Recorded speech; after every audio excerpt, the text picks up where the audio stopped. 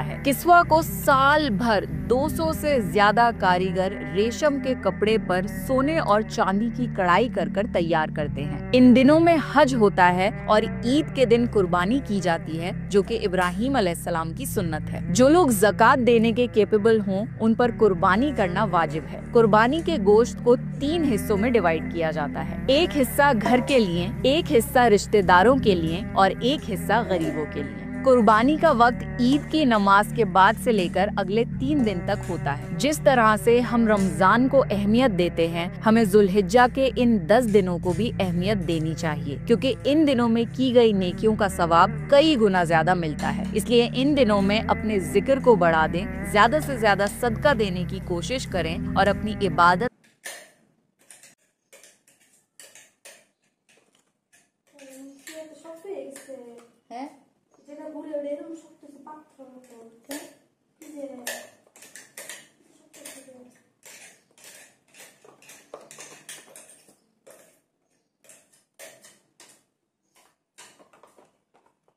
মশলা পাতি কিচ্ছু নাই।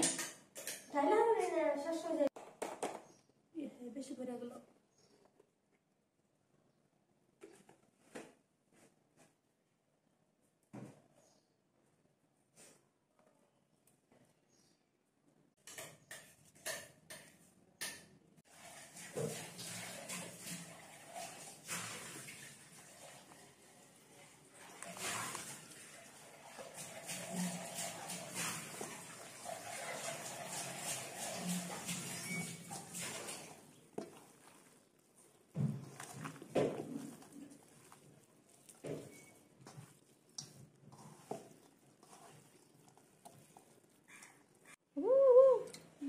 The head up.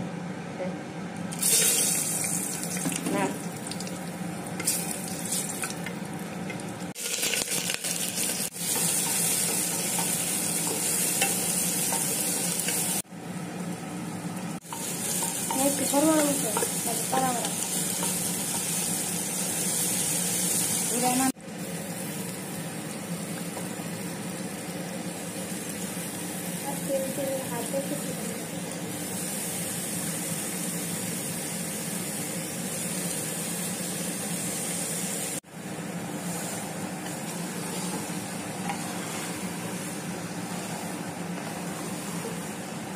Masuk lagi kalau sekarang. Masuk lagi dulu. এরকম সময় হঠাৎ করে আসে না, ওটা রান্না থাকলে আর চিন্তা থাকে না।